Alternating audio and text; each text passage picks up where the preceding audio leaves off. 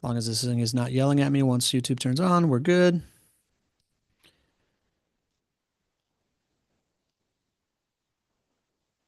Just waiting for it to let me Oh, know. bud, we gotta talk about Summit. We gotta Hold talk on. about Yeah. The Happy Homes Award, right? well, we gotta talk about Summit and we gotta talk about Oh, and incentives. some. So Okay. I think we save that one. Okay. That save the Happy Homes. All right, we're live on YouTube right now. Love it. You ready? Perfect. Yeah. Born ready. Let's go. Welcome, everybody, to your weekly edition of the Not Your Average Investor Show. Today, big news in the world of rental property investing. It was not too long ago that one could only use a home equity line of credit, aka a HELOC, as on your primary residence was the only thing that you could do it on in order to buy rental properties. But now it is available on your rental properties, and that's a big deal. We're going to explain to you what happened. We're going to explain to you what it means, how it's what the current situation is, and then we're going to help you understand the difference of like when you're going to want to use refi versus one of these HELOCs. I'm your host, Pablo Gonzalez. With me, as always, the man that I affectionately like to call GC, because he's got the genius concepts, because he knows how to generate cash flow, because he's a great co-host, and because his name is Greg Cohen. Say hello, Greg. Hello, everybody. Fantastic to be with you and very Merry Christmas. Happy Hanukkah. Happy holidays to everybody. That's right. This is our last show before, well, kind of our last show before Christmas because we have a special webinar coming up on Thursday. Yeah, we So, do. little sneak peek into the future there. But yeah, that's right. We are off next week. Next week is Christmas. Is what my people think is Christmas. Hispanic people call that Christmas. In America, Christmas Day is the next day, but we still keep it holy, right, GC? Love it, baby. Let's go. And we love to kick off this show with, you know what, GC? What's it called again? What's it called again? The roll call, Oh, God, baby. baby! Kicking us off is the Mystery Man with a Merry Christmas from Kuwait. We got Chris Lee from Fernandina Beach. We got the Ringmaster Drew Barnhill checking in. We got the Maven from the mountains of Denver, Leslie Wilson. We got the MVP. Everybody's heard of him, Lee Bishop. We got our community manager in the house, Joanna, who loves Christmas more than anybody here. Just throwing it out there. She is super into Christmas, Joanna. I see you. We got John Moran checking in from Port St. Lucie, Florida. We got somebody checking in with a not your average guest, which means you checked in from the get from your text, and it means I don't see your name. But because he said, "Here we go, Steelers, we're Rockland, California," I know it's Lewis Hudnell rocking You and know rolling. it. We got the early bird coming in a little later today, Dean Curry from Columbus, Ohio. We got world famous composer John Williams from Long Island, New York in the house. We got the man with the hockey stadium, a hockey arena named after him, the number one referral source from customers to JWB, Roger Voicenet from Charlottesville, Virginia. We got Le Monsieur Reggie Francais from Linden Bay. Good to have you, Reggie. We got Jeff Pettyjohn checking in from Missouri. Good to have you back, Jeff. We got Kevin O'Brien checking in with hello friends from Rhode Island. Good to have you, Kevin. We got the man everybody knows from California, Noah Rundari. He just puts in yeah. He knows that I'm going to check in on him. We've got the mother of the fairy godmother of the Not Your Average Investor Show community, world famous author Lydia Filson. Good to have you in the house, Lydia. We got the fairy godmother herself as well, Jen Filson checking in. Chris, uh, man, Laux. Is that like low? Is that pronounced low, as in like it's like in the French pronunciation? I just know whatever you say, it's going to be wrong. Chris Laux. It's definitely not Chris Laux. I'm sure of that. We got Jeff Lenve in the house. Good to have you back, Jeff, with a good afternoon, good happy holidays. Who else we got in here? Susan Parker checking in with a Merry Christmas. We got the Shaman in the house checking in. Big Papa's in the house. We love it when he calls him Big Papa. Haven't seen his name in a while. Co-founder of the co-founder, Jay Cohen, Greg's dad. Good to have him. Good morning, JWB fam. Could be many people with a not your average guest checking in. I'm guessing it could be Pedro Nacianciano. Oh, no, he says Jersey. Fam is sometimes Hervé. He sometimes says fam. So I'm not sure. If you're checking in from your text and it doesn't have your name on there, you got to let me know who you are. We got Leo Ferraganon. Leo, good to have you back, my friend. I haven't seen your name in a while. Favorite smile from the Pacific Northwest, Pamela Myers from the Seattle area. The Man of Steel is checking in. John Barberite. Man, this subject. Vincent. People, Vincent. did I say John? My bad. You did. I'm just going down the line. You're Vincent doing Barber. so good. I'm You going are. down the line. I'm going down the line. Robert Schofield from New Hampshire. Good to have you as well.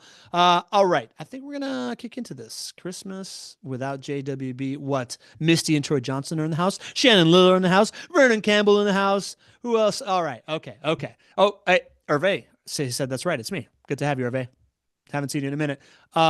Lux, Chris Lux. Thank you, Chris.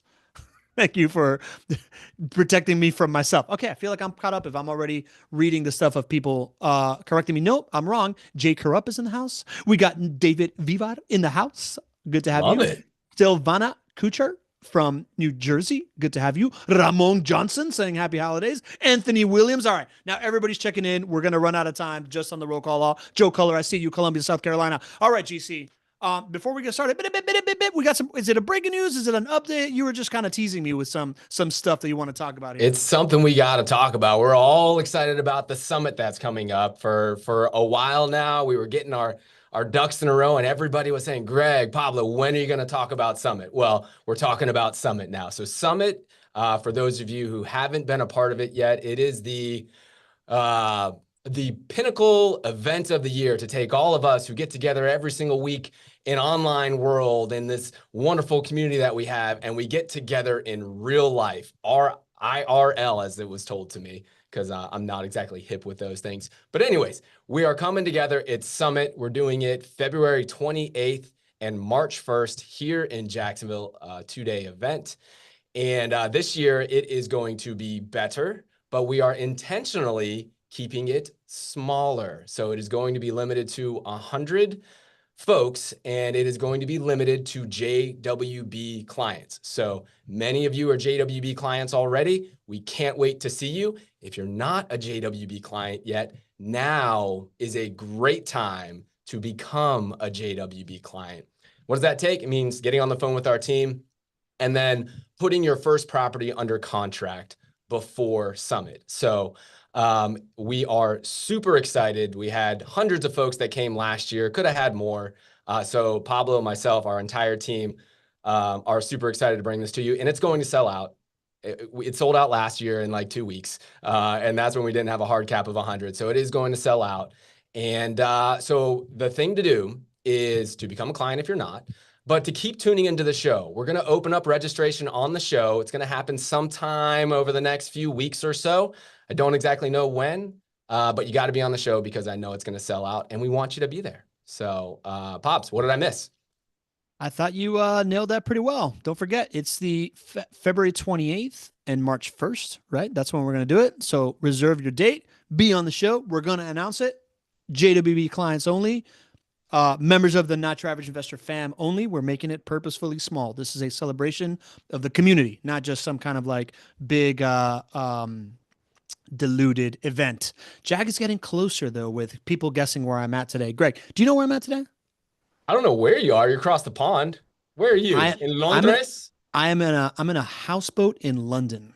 Ooh, Let's go. Let's go. Yeah. Man, I'm super curious. I want to see the setup. What's pretty cool.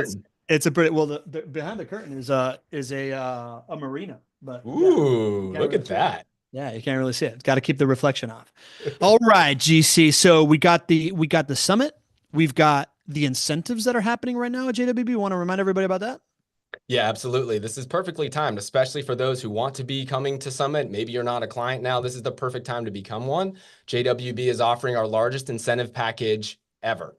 And we're doing this because we want you to be investing, and we want to kick off the year so far ahead of our sales goals that we're just outpacing what we thought we would do according to business plan. So for the month of December only, the first 25 contracts are going to get up somewhere around $13,400 worth of incentives by putting properties under contract with JWB.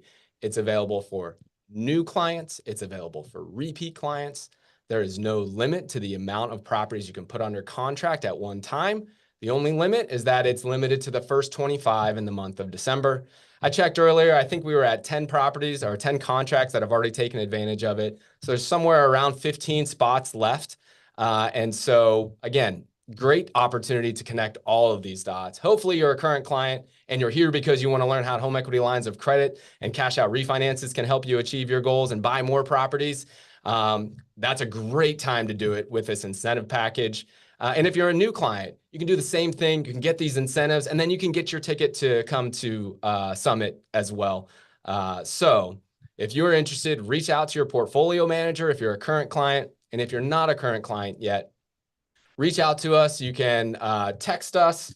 Text number is 904-293-0341, 904-293-0341. Give us a text, jump up, set up a time to jump on the phone with us, and we'll get you going. Give me that number again, GC. 904-293-0341. 904-293-0341. Joanna put it in the chat if you want to get started. And you know what I've heard you see, that most people, their biggest concern with getting started is finding the money to do it. And that's why we are covering a brand new source of capital that most folks did not realize that they have access to, because for a long time we've been talking about how people ask if they can use a HELOC, but it's always been contained to just the equity in your primary residence. But that's changed, right? You see, now you can use the HELOC in your rental properties. What happened? Talk to me about it. Yeah, absolutely. Well, people didn't realize this, but when I started to invest in 2006, you could get home equity lines of credit on your investment properties. That's actually one of the strategies I used very early on to build up my own rental property portfolio, is that I bought rental properties, they appreciated. I then went to the bank. I was able to get new loans, home equity lines of credit on those investment properties, which gave me capital to reach my financial goals quicker. We're obviously going to break down how we are going to do that with all of you in the show today. But this idea of using home equity lines of credit to build your financial portfolio has been around for decades and decades and decades. But somewhere around the Great Recession and the housing crash that happened in 2007 and 2008 and continued through 2011, one of the first things that banks did was they stopped home equity lines of credit on rental properties. And we have been waiting well over a decade for those home equity lines of credit to open up on rental properties again. And part of the reason we've been so excited to bring this show to you and this concept to you is because you, as JWB clients, are sitting on hundreds of millions of dollars of equity in your portfolio. And we are so excited about that for you. But you also are telling us, hey, I want to achieve my financial goals by this date. And what I hope to do on the show today is to connect the dots and show you how a home equity line of credit or maybe a cash out refinance can help you trim that timeline down of reaching your financial goals, just like it did for me 20-something years ago when I first started to use home equity lines of credit to add to my rental property portfolio. Nice. So they cut it off post financial crisis because people were getting into like trouble with it, kind of thing, and then now they are opening it back up to stimulate the economy. Like, what's the thinking there? Do you know? Well, I mean, it's not necessarily like people were getting into trouble specifically because of home equity lines of credit. When the Great Recession happened, the entire lending industry was very different after that. So they took a look at the things that they deemed more risky than another thing and said, listen, we're stopping that. So some examples of this that really didn't equate to what I would say, well, I should probably walk it back. Banks would assume that it's riskier to do certain things. So like, for example, you can get a home equity line of credit on your primary residence. You can do that today. I do that. Many of our clients do that. You can still do that. You could do that before for the last 10 years. Banks said, well, listen, we're okay with doing that. But for rental properties, they said, well, we're going to stop that because there were a lot of investors that were buying up assets on loans they shouldn't have been getting, which increased the purchase prices and then increased the foreclosure rate and led to the Great Recession. So they said, listen, we'll continue to do primary, but we're going to stop for the rental properties largely until we get this thing figured out. Some other examples, you used to be able to buy an unlimited number of properties on your in your portfolio with an unlimited number of conventional loans. When I started in 2006, that was the case as well. Well, then it changed, and then it went to 4 properties was the limit that you could have as far as conventional financing. So if you wanted to buy a 5th property and you wanted a conventional loan to do it, you couldn't do it for a while. So they slowly opened that. They shut everything down. Then they opened it up to 4. Now the limit is 10 finance properties. But again, don't let that discourage you. There are a number of strategies to be able to add to your portfolio over 10. So all I'm saying is, listen, when the Great Recession happened, banking changed, lending changed. They stopped a lot of programs because they were trying to figure out how to do loans the right way. over time, what you have seen is that they have slowly brought some good loans back, and they've kept much stricter standards all along the way. And so this is a natural occurrence for rental properties and home equity lines of credit to be offered. They were offered again a long time ago. It's those strict lending standards which we have in place now, which you didn't have in the Great Recession, which ultimately led to a big challenge for the entire economy. Got it. All right. So not necessarily a riskier thing, but what makes a home equity line of credit different than other things, right? Like, I assume that the majority of our audience, we have a bunch of people checking in today. In fact, 116 people are here today. So they want to hear about this subject. For those of us that aren't super familiar with how home equity lines of credit work versus just regular financing, can you just give it a quick breakdown? Yeah, absolutely. So a home equity line of credit, I'll just take my own personal house for an example, right? I have a conventional loan on my own primary home, my personal residence. Over time, the value of that home has gone up. And so, and I want to use that equity because I understand how that is a tool to help me get to my financial goals. And so as I see the value of my own primary residence going up, I said to myself, well, how can I unlock that equity? But I didn't want to mess with my primary conventional loan, my first loan, because my interest rate's 3% on my house. I'm like, I'm not touching that, right? How can I unlock the equity that's built up in my own primary home and then use that as capital to accomplish my financial goals? So I go to a bank and I said, hey, can I have a home equity line of credit?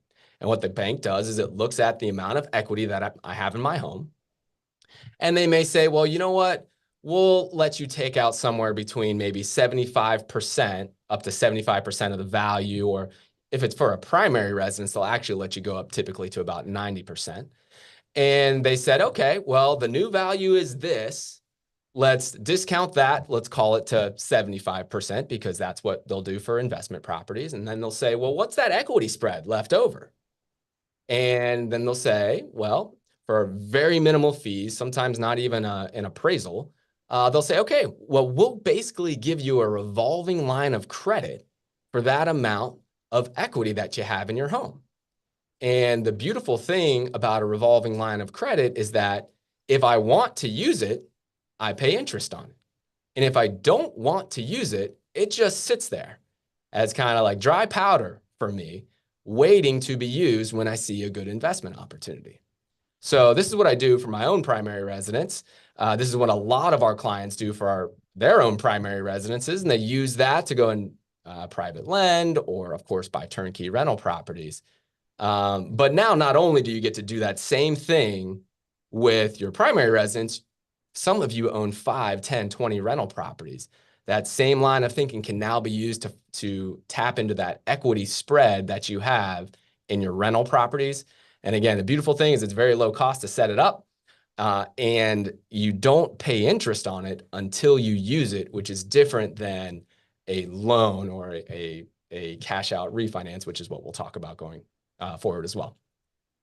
Got it. Got it. Okay, cool. So Chris Locks is asking a question like, how do you set it up? Jack has a question about HELOCs and getting called in. But real quick, just to make sure that I understand this, the difference between a HELOC, a home equity line of credit, and a refinancing is, number one, there's just like way less pain in pulling out the HELOC, right? Like the cash comes quicker, and it's less expensive to like file to do it. On the other side, it's not the same interest rate, right? Like there is like the HELOC will have a certain interest rate, and then the home equity line of, and then a cash out refinance is like parallel to like mortgage rates and stuff like that, right? So they come from two different sources, and therefore, and then one is just availability of cash you can just have it in a pool and you're not paying any interest on it, and you have access to it the moment that you want it, versus a refinance that is just a loan that you're going to be paying back no matter what. So those are kind of like the main differences between the two, right? Well said. Yes, you have extreme flexibility with a home equity line of credit, but you're going to pay a higher interest rate when you use that money. Whereas if you do a cash out or any type of refinance, you're locked into that monthly payment. Whether you use the extra funds that you may have tapped into or not, if it's just sitting in your own bank account, you're still paying that interest and that monthly payment on that new loan that you have. So there's a lot less flexibility there, but you are rewarded with that because you get a lower interest rate to do that. Cool. We're going to jump into examining the difference between when you use a HELOC versus when you use a cash out refi. But right now we've got a handful of questions that I think we can answer people. Are you ready, Juicy? Ask a couple questions here? Yeah, baby. Let's do it. First of all, Leslie Wilson says, now I understand why the mortgage servicer of my Florida property has been flooding my inbox with cash out your equity offers. I thought they wanted to get me out of my low interest primary loans by tempting me to refinance. That in itself is a point, right? Like, one of the reasons why people are sticking with their loans right now are not doing cash out refis is because you have to switch out your old loan for this new loan, right? So that's another differentiator in the cash out, in the HELOC, and it's that you're not touching your original loan. This is just a separate pool of money. Next is Chris Locks says, how do you set it up? How do you set it up, GC? Give JWB a call. We have our lenders ready to go and set up HELOCs for you. So give us a call, shoot us a text, set up that phone call, 904-293-0341. Cool. There you go. Milady, Jag Chatta asks, can HELOCs not get called anytime? Doesn't it make it a little bit riskier? Jag always has such astute questions. And Jag, I would imagine, Jag, put in the chat, when did you start to invest for your first rental properties? Because there are some of us who have been investing for a very long time. And they remember that post-Great Recession, one thing that happened is that banks actually called unused HELOC funds, meaning like if I just had $100,000 in a home equity line of credit just sitting there, they actually said, well, you know what? We told you could have access to that. We went through the process, but you no longer have the ability to tap into that. And that was a reaction to the great financial crisis and the Great Recession that we have. While in the fine print, yes, a bank could always do that. It is not something that I have heard of since the great financial crisis. And I don't think there's a great risk of it. But even if there is, all they're doing is just taking away capital that you weren't using yet anyway. So no real downside risk to you other than you could have gotten excited about making an investment and having that capital available to you.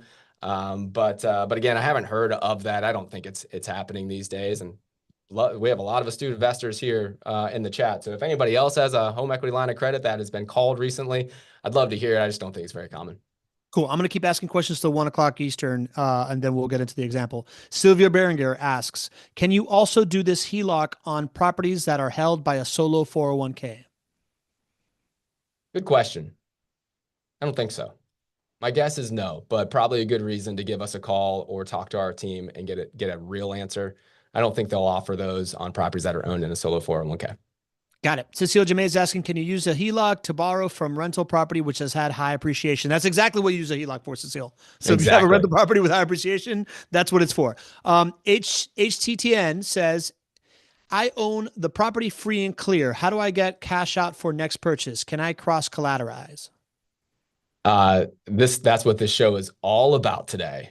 Because now that we're getting you all excited about what a home equity line of credit can do from your rental properties, from your primary, now we can't just like send you into the candy shop and just say, hey, just load up the bags of candy, right? We got to help you understand what's the strategy, because a home equity line of credit might not always be the right way to go about this. So there's a lot of strategy that goes into it. But the simple answer is, yes, this is a capital source for all of you that are sitting on lots of JWB equity in your rental property portfolios. Can you cross collateralize? I don't really know what you mean by that in this scenario. So you can either put it in the chat or just, again, reach out to the team. If you text that number, you're going to get a real human who's going to respond to you.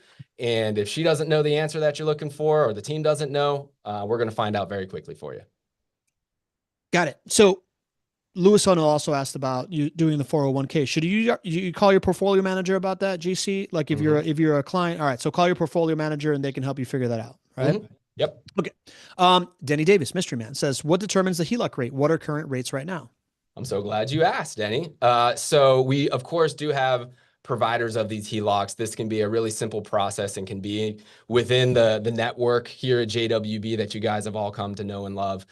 So if you are interested, reach out to us. I reached out to our lenders today that are providing these, and rates will vary. So this is not definitely going to be what your rate is, but I said, give me a typical rate. And it's based off of prime, so it'll fluctuate, but expect about 9.25% interest rate on the home equity line of credit, if that's what you're getting on your investment properties. The max amount that they will allow you to borrow will be 75% of the value of the property. So if you want to do some quick math and see how much equity you have sitting there, take the current market value of the home, which if you don't know that, reach out to our team. Happy to give you that information. And then multiply that times 75%, and then subtract whatever your loan balance is on that property. That amount largely will be what is available to you to tap into either as a home equity line of credit or a cash out refinance. Got it. So that answers Jack's chatter in the question in the Q&A as well. Jack started investing in 1999, GC. So you nailed it. She's been doing it for a minute.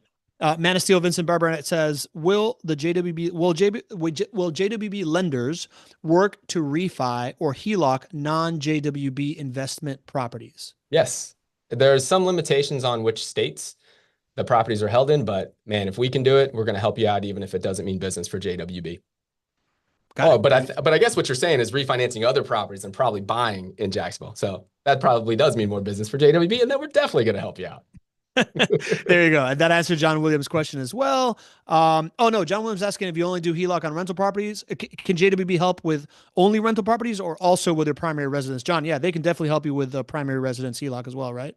Yes and no. Honestly, it might not be the best thing to do to come to us for your primary residence, because you might have a local credit union that even has something better for you in your specific market. So like for me, the primary mortgage or the HELOC that I have, it's such a kind of a ubiquitous product out there that you might be able to secure a better one even beyond the JWB network, specifically for your primary residence. When it comes to rental properties, these are some of the only products that are out there, and that's where I would recommend coming to us for the rental property home equity line of credit. Cool. Leo Faraganan and She Johnson have similar questions here. What are the approval requirements for a HELOC on a rental property? Are they more strict? What disqualifies you for a HELOC? Is there a prepayment penalty to pay a HELOC off early? All good questions. Let's get on the phone with the team and with the lender to get some of those specifics, but I'll just give you a general answer. It's way easier. Way easier than everything else. The rest of the specifics, call. What's the number, GC? 904-293-0341. All right, cool. I'm just going to say it. A lot of folks have been putting questions in the chat and in the Q&A. If it's in the Q&A, it is saved for me. It's easy. If it's in the chat, I may have missed it. If you have any more questions, please use the Q&A, because now we're going to go into the example part of it, and I want to come back to these questions at the end. And if it's in the chat, as you can see, the chat moves up really, really quickly. So please pop open that Q&A if you have a question. Pop it in there. GC, you want to share with us this example so we can look through when we would think about using a HELOC versus a refinance. You're allowed to share, GC. I just let you. Thank you. I just put that request in. I was hoping that would be approved. You're welcome, sir. Well, we're going to get into some numbers here in a second, because I want to kind of bring this to life for all of you.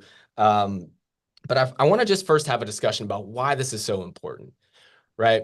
For all of you who have invested with JWB and have invested in real estate beyond JWB, right? As a country, we are sitting on trillions of dollars of equity in our home.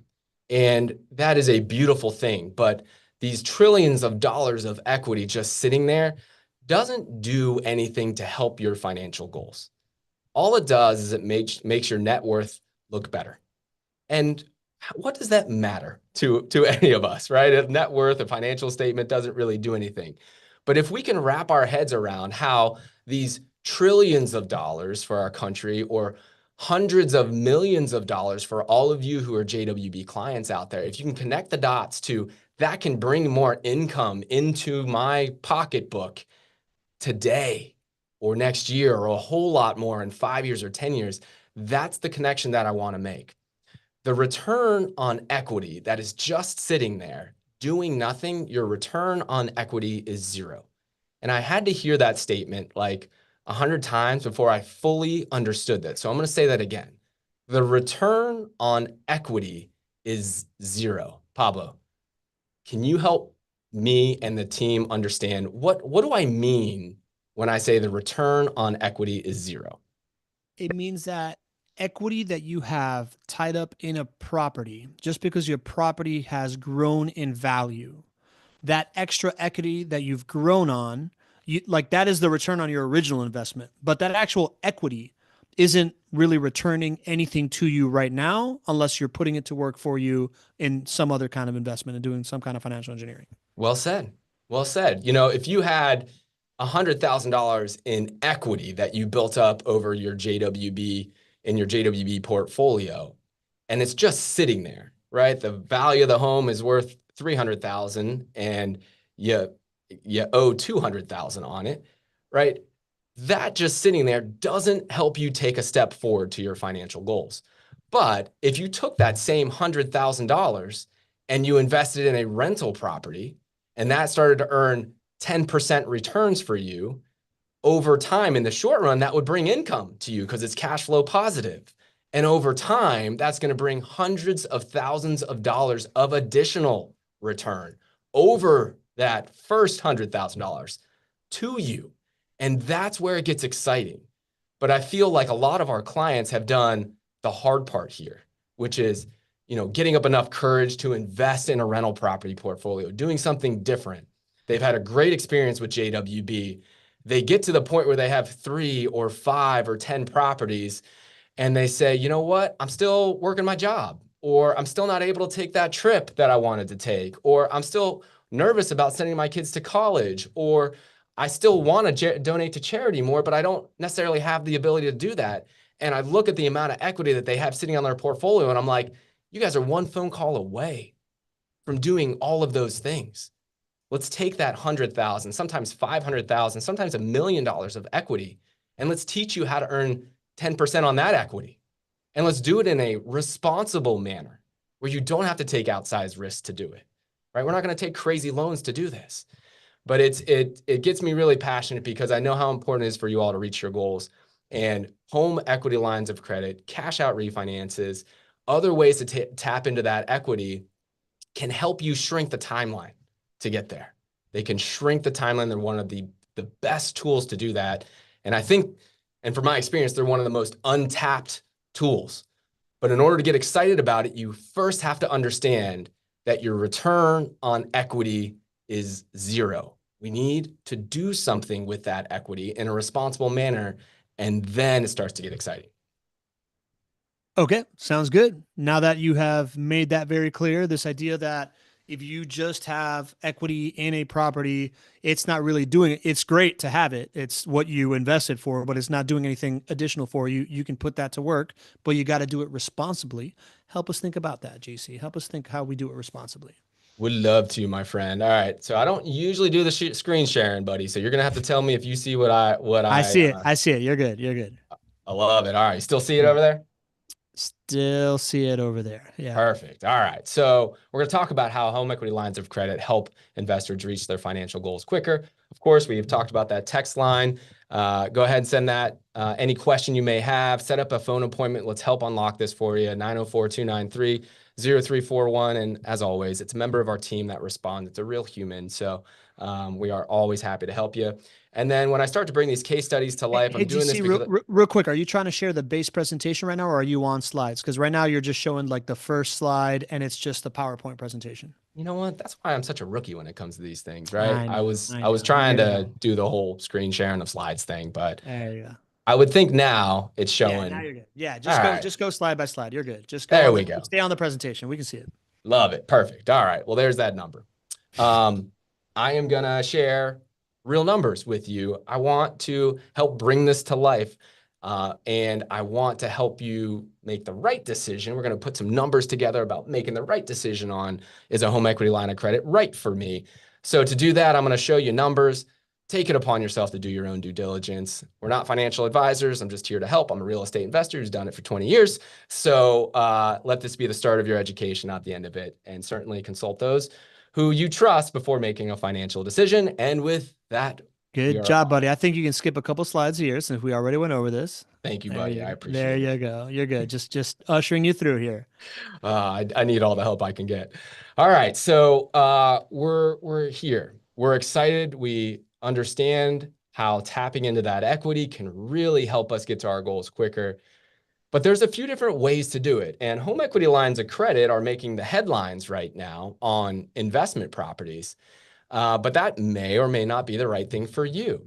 So we're going to do a little battle royale, cash out refinance versus home equity line of credit, which is better. And I pulled a real client case study here. And I kind of want to put ourselves in the shoes of this client who we can sit down and help and say, listen, we know we want to get to this goal. What's the best way to attack it? What's the best way to use our tools and our resources to get there? So we're going to kind of all go through it together and learn together. Okay. Okay. All right. So for this client, this is a real client. Their why, the reason that they came to us many years ago was because they wanted to enjoy an early retirement. They were in their early 50s 5 years ago when they came to us, and they wanted to earn $10,000 a month coming from their JWB rental property portfolio. So that's their goal. We helped map this out for them as a part of the client onboarding process. And we determined that 10 properties was their target number of properties so that they could get to their goal. And right now they're at 5 properties, but they bought these 5 properties in 2021. Pablo, what has happened since 2021? Home prices have gone parabolic. Parabolic. I like that one. Yeah, home prices have gone up so much. But here's the other thing. What were interest rates like in 2021, Pops? Soup's low. Soup's low. Well said, buddy. Well said. So we've got this beautiful thing that's happened where we have earned so much equity. And this client is sitting on over $680,000 in untapped equity over their 5 properties. Many of you, if you haven't looked at your reporting lately for JWB, many of you are sitting on similar numbers. I know because I see it. So you should take a look. So that's 680 some odd $1,000 of equity. The connection is, how much farther along can that get me in my financial goals and my financial future if I can find a way to tap into that? But for most of us, we've said, well, my only idea has been if I want to either tap into that, I either need to sell it, which they don't want to, or refinance. And then I need to get away from this. I need to refinance my original loan. And that's like 3.25%. I don't want to do that. Well, now this home equity line of credit is an opportunity to do that. But it does not mean one size fits all, as far as it always being the solution for you. So we got to put some numbers to this. Okay, we're going to all kind of go through this together. All right, here are this client's 5 property portfolio. You can see they bought them in 2021. You can see the purchase price when they originally purchased it and their current market value, as well as their current equity. Pops, any questions or any thoughts on just looking at the fun stuff here, how much equity has grown? No, pretty clear, right? So they bought 5 properties in 2021, somewhere in the range of high 180s to like to 210s, right? 210, 217 is the highest one. Lowest one is 188, 186, and then 196. The values have gone up significantly, right? Like it looks like they have about 70K in one, about 90K in another, about another another like $90,000 in another 85,000 in another, and another like about 60 more, right? So you start adding that stuff up, and there's a whole bunch of equity. I love it. But Yeah. let's look at that current equity column there, right? So like, Yeah. let's go through property 1, right? You see the market value of 257 today, purchase Mm. price of 188, right? Mm. That's like 70 grand, or Yep. what's that? 12 plus 57, so that's 69. It's like $70,000, Yeah. Yeah. right? Yeah. How was their equity 125,000? It's funny. I hadn't even looked at that third one. I was just doing math in my head. That means that your down payment plus the equity, the amount of equity that has gone up is now your current equity. Yes. And this I'm so glad we did that, Paulo, because this aha moment for a lot of you is real. you don't realize the amount that you're sitting on, especially as your homes go up in value. You don't realize that you're sitting on $50,000, $75,000, $100,000 of an untapped resource, an untapped tool to help you get to those financial goals. And for this client and for many of you, you take that aha moment times 5, right? Times 5 properties. And that's how this client has over, $680,000. Yeah, I hadn't thought about how much that adds up, man.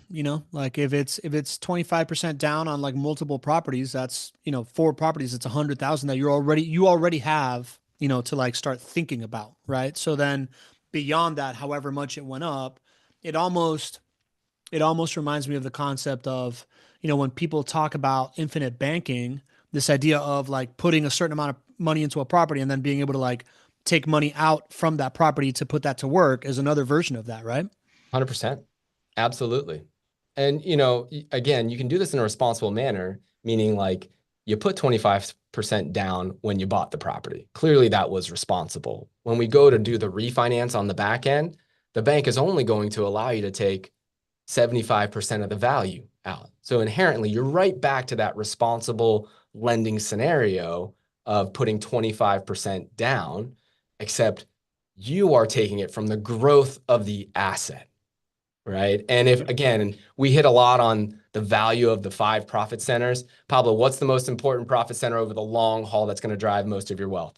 Home price appreciation. Home price appreciation, right? That's why thinking beyond cash flow is important. This is financial engineering. This is where it gets really exciting. And you're just not, cash flow, while it's important and positive cash flow is what we do, positive cash flow is not going to allow for fun conversations like this. Got to invest in a growth market so that you can do this 3 years, 5 years down the road. Positive cash flow doesn't allow for a conversation like this, meaning that if you're overvaluing where you invest and you're overvaluing having maximum cash flow versus valuing cash flow plus growth in the right way, then you likely are giving up the opportunity to have this conversation if you're in a market that's only growing 1% a year. Well said, brother. I got excited. I gave the Cliff Notes version. I'm so glad you gave context there. Got you. All right, so we got a lot of equity that we've built up because of our down payment, also because of principal pay down. Our loan gets paid down every month, and that adds up. And then the growth of the asset, and that's how we have over 680 grand in equity for this client. So let's get a little bit more nitty gritty because it's important for us to understand the current loan that's in place and the interest rate of the current loan to help you decide, is a cash out refinance or a home equity line of credit better? So you can see here, each property, the original loan balance, the current loan balance. So look at this, Pops. The clients own this for about 3 years, these properties for about 3 years. Look at how much has been paid down from their original loan balance to their current loan balance, right? That's that principal pay down profit center that people just discount. But it adds up, look, to the tune of about 10 grand per property. Yep. 10 grand plus. 10 grand plus, right? Yep. There you go.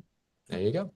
And then we got to look at our interest rate. So for a lot of us, having a low interest rate is wonderful. But, sometimes we shut the door on it and we say, you know what? I don't care what happens. I'm not changing that. I'm never going to get rid of that interest rate. And I think that is a good strategy in theory, in generalities, but shutting your mind off on potentially getting rid of that might extend your financial goals being hit. So we have to keep our minds open a little bit. So as excited as we are that we have a product that helps us keep that initial loan balance in place, I'm going to challenge you a little bit on something. I'm going to show you a scenario where actually refinancing out a low interest rate might actually be a better scenario. We're going to use none other than our favorite guinea pig here, Pablo's portfolio, to go through that here in a little bit. So a little bit of a teaser there, but this client here, 3.25% interest rate, we're going to see, is it better for the home equity line of credit or for the cash out refinance?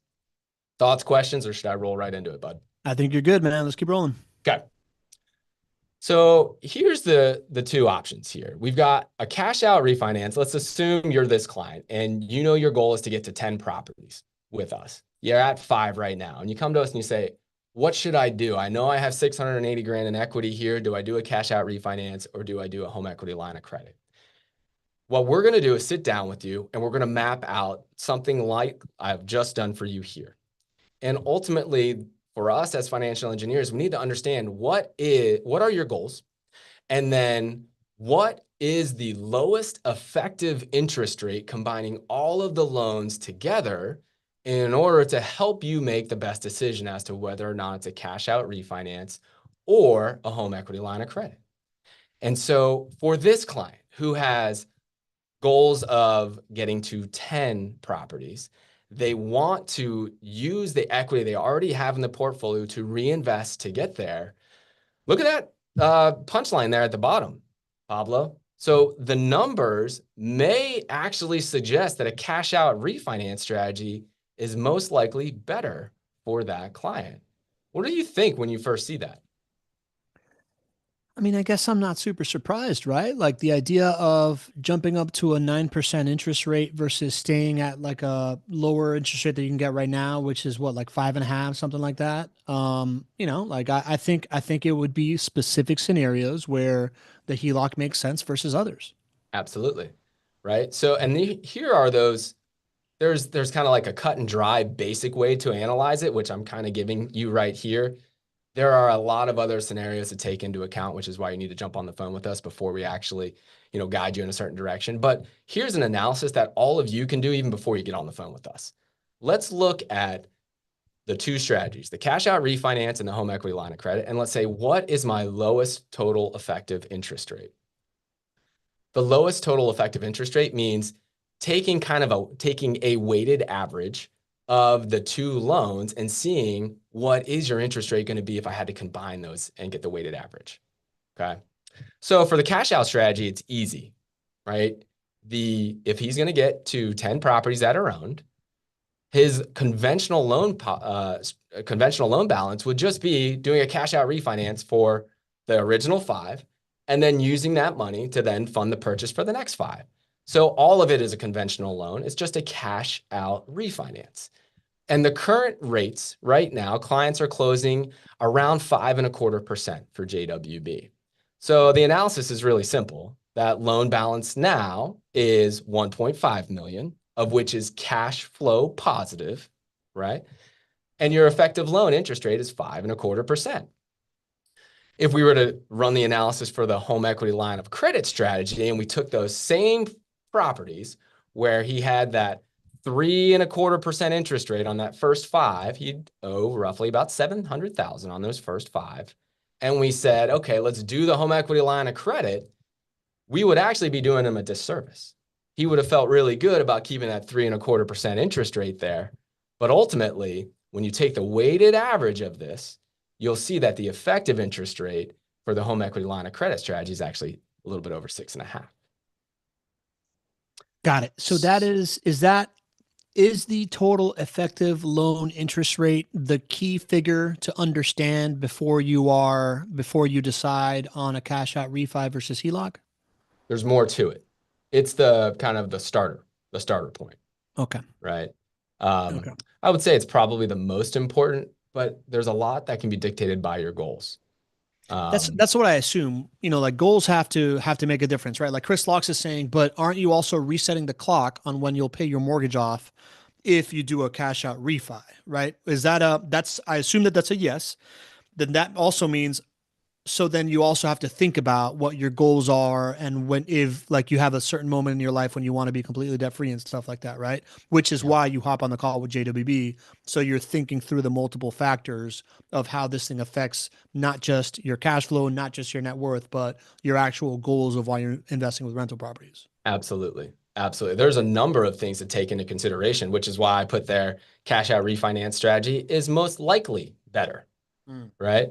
So the fact that you'd be resetting the clock on these loans is a great point. So these loans are seasoned 3 years, right? So every month you make a payment on your loan, it amortizes and it gets farther along that amortization schedule, which basically means that the next month that same payment happens, but more of it, you get credit for your principal going down. And so if a loan is seasoned 3 years, sure, there's 3 years of credit that you would have earned as far as more principal pay down is the way I kind of think about it.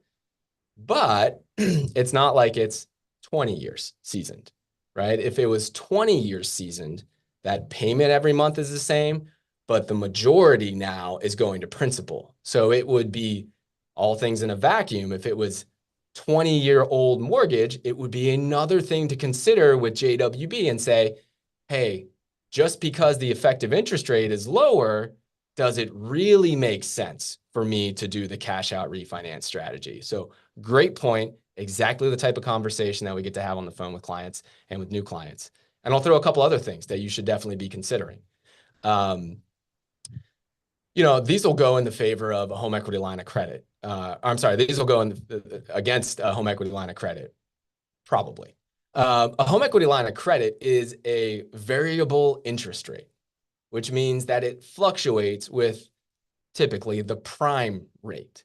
So that 9.25% rate today could go up in the future, could go down in the future.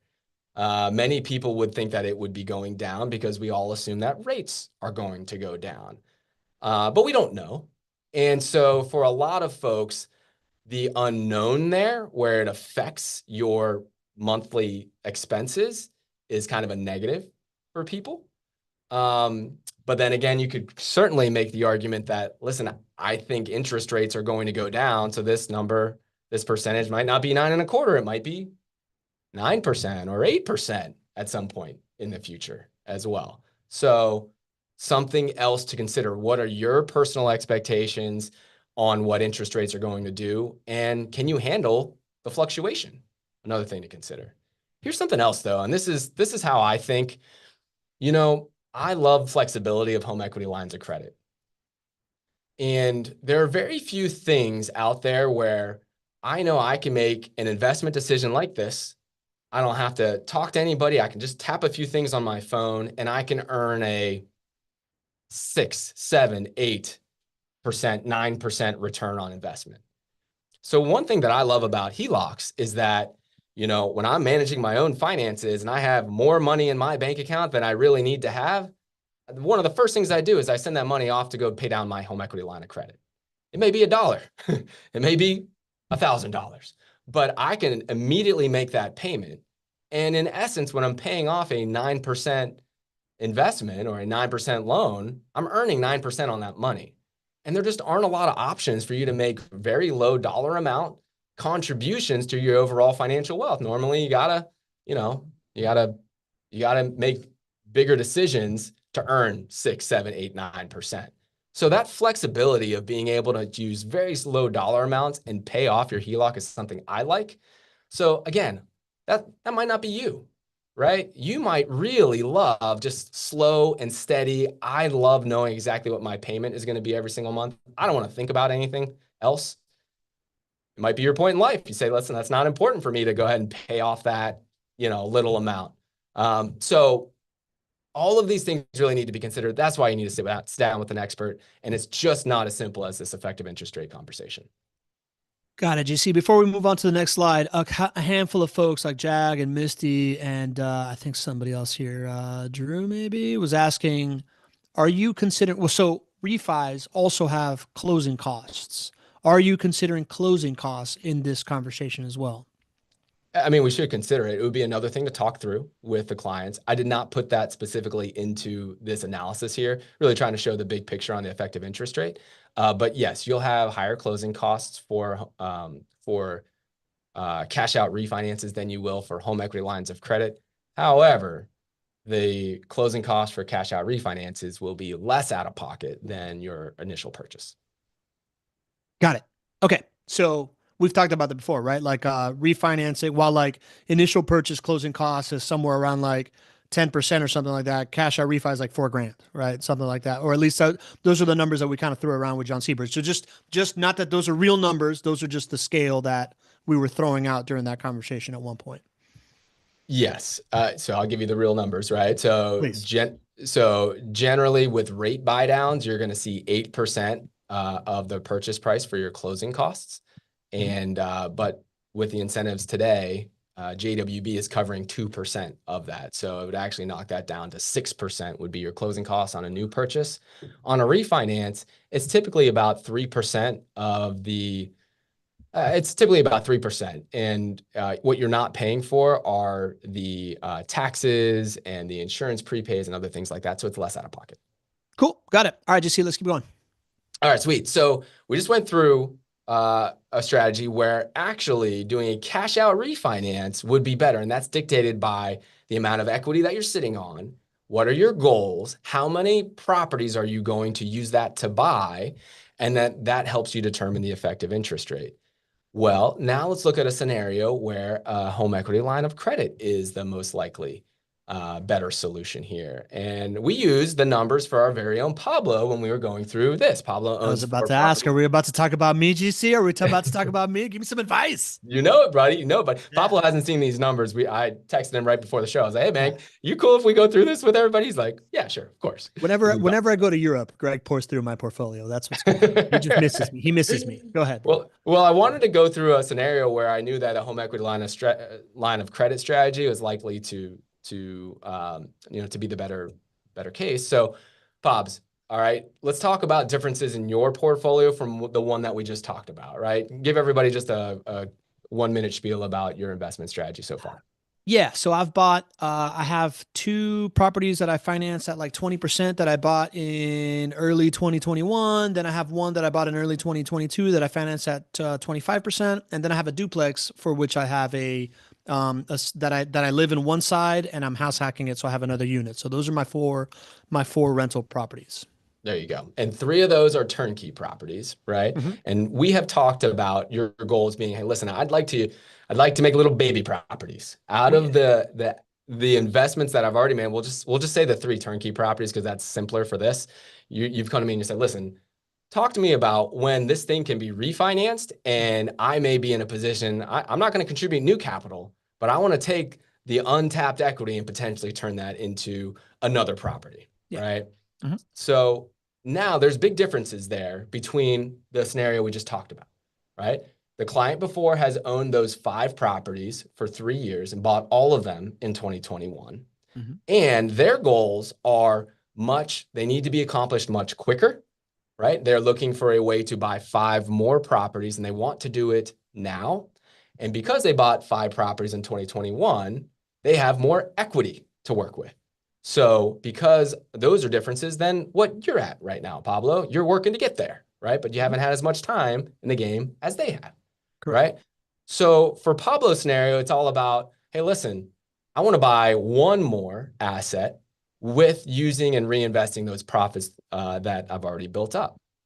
So that's the decision here. We said, okay, there's a cash out refinance strategy to acquire one more property. And in that case, Pablo would own 4 JWB turnkey properties. Let's go and let's just start the conversation by understanding what is the effective loan interest rate here as the jumping off point for obviously a bigger conversation. And here you can see that HELOC strategy is most likely better because it's that same effective interest rate weighted average starting point that we started there, right? His effective interest rate, if he was to keep that initial loan in place and then add on a HELOC, which does have a 9.25% interest rate, would still be lower than if he was to do a cash out refinance for that 4th property. And, for me, usually when a home equity line of credit is either has a lower effective interest rate or it's close, typically, and it's a general statement, generally a home equity line of credit is going to be the better thing to do. Number one, it's way easier to set up, much less of a headache. That flexibility comes into play. Of course, we think interest rates are going to go down in the future, which could actually make this decision even better as we go on. So just generally thinking when we see something like this, that it's lower than, meaning the effective interest rate is lower than the cash out interest rate, it's probably the way that we're going to lean. Got it. So when I look at this and I see this HELOC loan balance, it means I would be able to take out $75,000 in a HELOC. Is that because I'm combining multiple pools of equity from my 3 properties into one, or is that because I have 75 I have $100,000 worth of equity in one property. You would be combining it. So you could do a Okay. home equity line of credit on each of your 3 properties and including your other 2 as well, right? So you could do more, you can do multiple lines of credit, which just basically would tap into, let's just say 30 grand or 40 grand on each of these properties to get you closer to that, 100,000. Good clarification, because Kevin O'Brien was asking, can I get a HELOC across my portfolio of properties? Meaning, can he combine, like his properties into like one big HELOC? It sounds like you can get a HELOC on all of them and then combine that money to do whatever you want. Yes. Okay, so each one has its own HELOC, and then that money is just available to you super easy because it's just this like pile of cash that's sitting there for you to use. Exactly. There you go, Kevin O'Brien.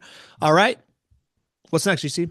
That's pretty much it. I mean, I wanted to make sure what we should talk about beyond the effective interest rate. I feel like we had a good conversation there. So, Yep. Lastly there, it's just reach out to the team. Lots of exciting things to talk about. And I hope I conveyed the opportunity here, but it's not as simple as just one size fits all. So I think that conversation can really help our current clients as well as our new clients. So hit us up, 904-293-0341 and get those phone calls set up and we'll help you get there.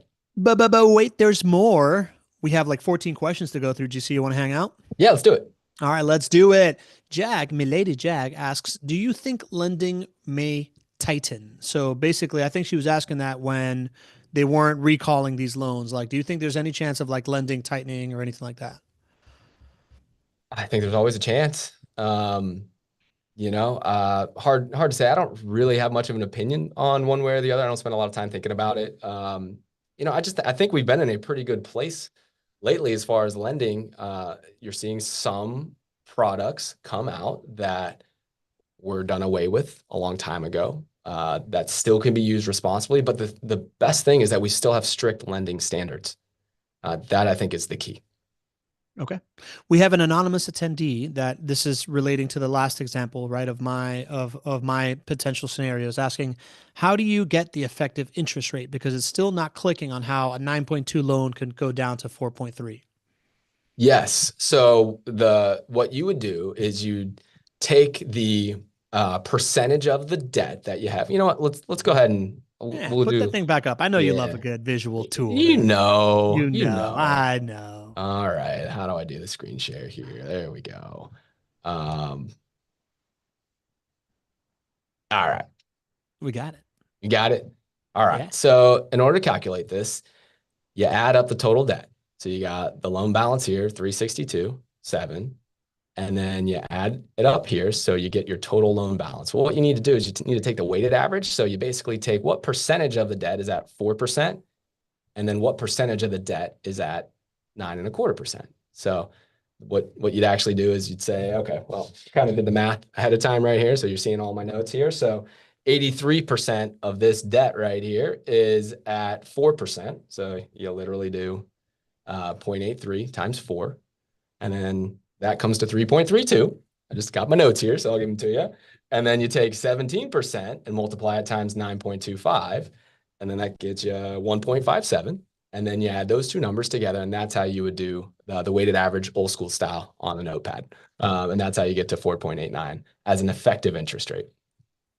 Effectively explained. Thanks, GC. Tara Paget has a question. How does using a HELOC affect your debt to income ratio?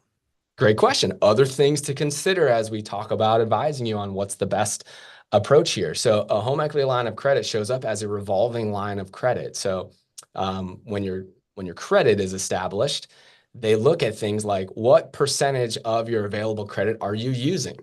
So if you take out a large line of credit and you maximize that and you take 75% of the available credit, that can lower your credit score.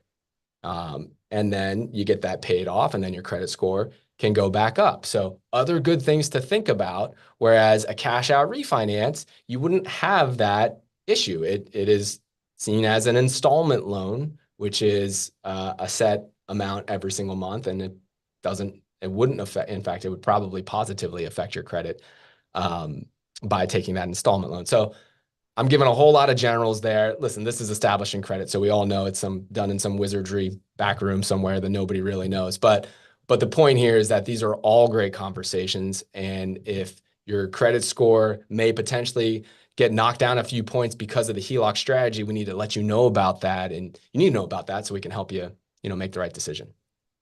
Cool. Anonymous attendee says, is there a cost of opening a HELOC? What's the estimated cost? We said it was kind of cheap, right? Like a couple $100. So it depends. And that's why I would really encourage you to, to talk with our team about rental property home equity lines of credit. I don't have the cost right off the top of my head. So just talk to our team. We'll get that cost estimate for you, but I know it's less than what a purchase would be. And on a primary residence, it's even less expensive. For the primary home equity lines of credit that I've had over the years, sometimes they didn't charge me any closing costs. And sometimes they charge you a little bit. So whatever it is going to be less than what you were expecting based on your other prior purchases. You're probably going to be pleasantly surprised. DL is asking, is there a minimum loan amount? Is there like a minimum loan amount for these home equities line of credit? It's a good question. I didn't ask that. I'm not sure. All right, stay tuned. All right. Jag, very experienced investor. She's asking, the HELOC is a variable rate. How did you manage the interest rate risk on using it as a down payment? Is that putting maybe 50% down for the next property? Really good question. I think that's part of just a comprehensive plan. If it's me, if I like the flexibility of the home equity line of credit. So this is just me speaking personally. If the home equity line of credit effective interest rate is anywhere close or below what the cash out refinance is, I'm going to do that because I think interest rates are going to come down in the future, which would only make this decision better. But I like managing money. And so I have no problem with the fact that it may be variable, and I'm not like everybody. How would I manage the risk? This is like my bread and butter. So I love managing risk and managing money. So to me, the fact that it may be variable isn't a downside to me. And so if the numbers made sense, I would take out the home equity line of credit and I wouldn't need to only use it for 50%. But that's not one size fits all. I think that is the importance of this conversation that we need to have because I'm a little bit of an anomaly, I would say, right? Not everybody just goes out, quits their job at 23 and buys 40 rental properties before the Great Recession happens and, and all that good stuff. So talk to the team. We'll get the right plan figured out for you.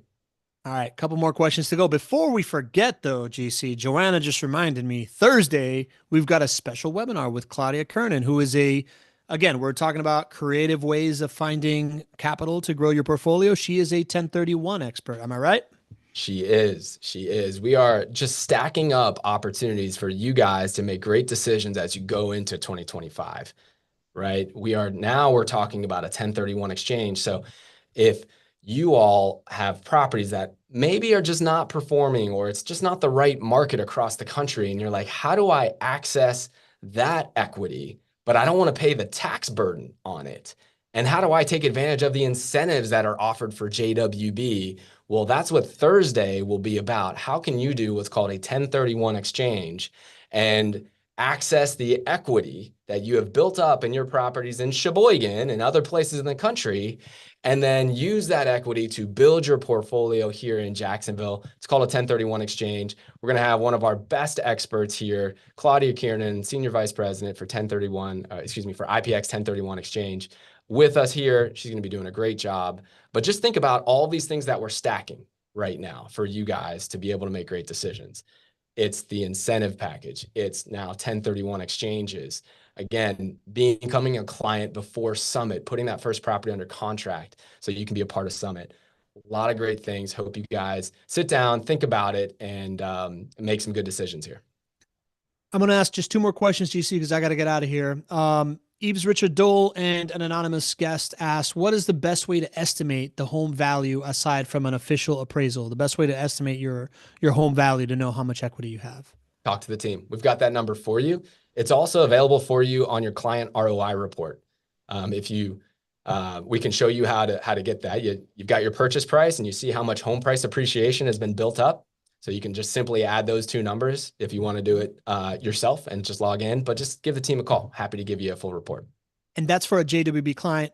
I'm pretty sure Eves is. I'm not sure if Anonymous is, but otherwise, Zillow, Talk to a realtor friend. I really wouldn't use Zillow to make Yeah, a individual property recommendation. But you guys got friends. You got realtor friends in you different got parts of the friends. country. I would hit up one of them. Got it. All right. Sandra Morales asks, once you invest, is there a minimum timeline to do a HELOC on the property? Hmm. There is. I don't remember. I'm pretty sure there is, and I didn't ask that question, Sandra. Um, yeah. So just fire that question over to us, and we'll get that answer for you. Got it. Real quick, Ramon Johnson asks, if you request a HELOC today and don't use it for 6 months, what is the interest rate, today's rate, or the rate in 6 months? It varies every day. So Okay. it'll be whatever the rate is for the month or the day that you're borrowing it. Okay. Mountain Man Billy Green, who didn't check in the chat before, but now I got him, says, what if I simply have an unusual financial emergency? Should I still call JWB per my interest? Is my interest possibly pulling equity out? Is my interest possibly pulling equity Yeah, out? like Billy is a Yeah. client of JWB's. Mhm. Like he wants he's thinking about using a HELOC because of a financial emergency. Mhm. Still call you guys. You'll still help him out with him. Not 100%. Yeah. yeah. And financial engineering doesn't just start and stop with buying properties, right? If you've got something you want to look at how to access some of your equity in a JWB property, this home equity line of credit might be a great thing, right? I think a home equity line of credit is a great thing to have, especially if it doesn't cost much to set it up, because you don't pay the interest on it when you don't need it, and it's capital for you if there is a financial emergency or if there are reserves that you want to keep for maintenance costs and things of that nature. This is a much better approach.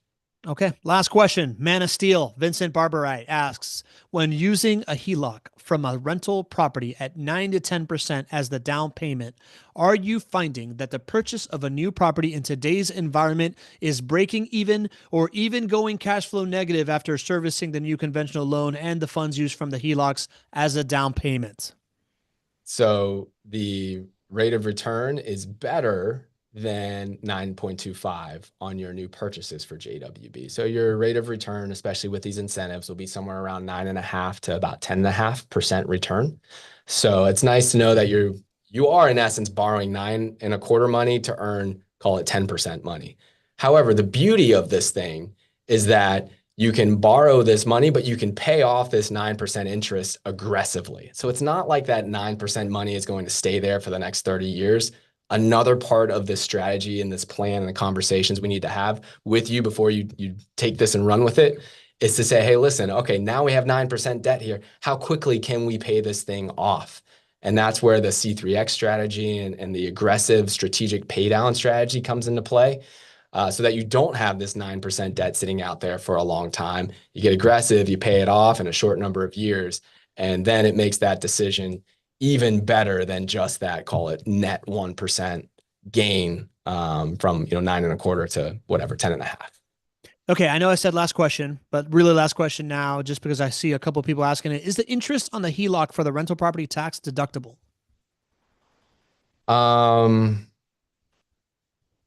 Yeah, it's a good question. I don't see why it wouldn't be. Your interest on rental properties typically is. I think so. I don't see a reason why not. Okay. Got on the Talk to phone a with the tax chief. professional. I am Talk not to one. all right. Talk to a tax professional. GC, last official Not Your Average Investor of the year before Christmas. So pumped to do this with you, buddy. I'm happy that I can call in from a houseboat all over the world. I'm glad that the technology exists to be here and share it with a community. Want to thank the community. I do want to remind you that if you do want another bite of the apple, another bite of the Not Your Average Investor Show apple, you can join us on Thursday for the special webinar of 1031 exchanges with Claudia Kernan. So would love to see you there. Really want to wish the community a Merry Christmas. They came out in full today. Tons of questions. Sorry we couldn't get to all of them.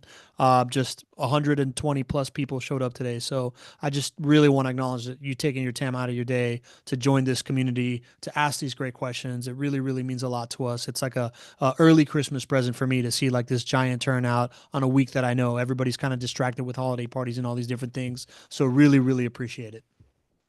Likewise, buddy. It is one of the things that I'm most thankful for. I think my gratitude is always there, but especially thinking about Thanksgiving and then this holiday season, everybody in this community has been so much on my mind. Pablo and I talk about it all the time. What a gift it is to have this community. And I never knew it could be what it is. And that's just because I didn't understand the power of community 10 years ago or even 5 years ago when we started. And so this is something real and special. And one of the things I'm most thankful for, this year. So 2025 is going to be amazing. Appreciate all you guys. And I'm glad you guys got a lot out of the show today. Any advice from now, before people talk to Santa? You got some advice for them?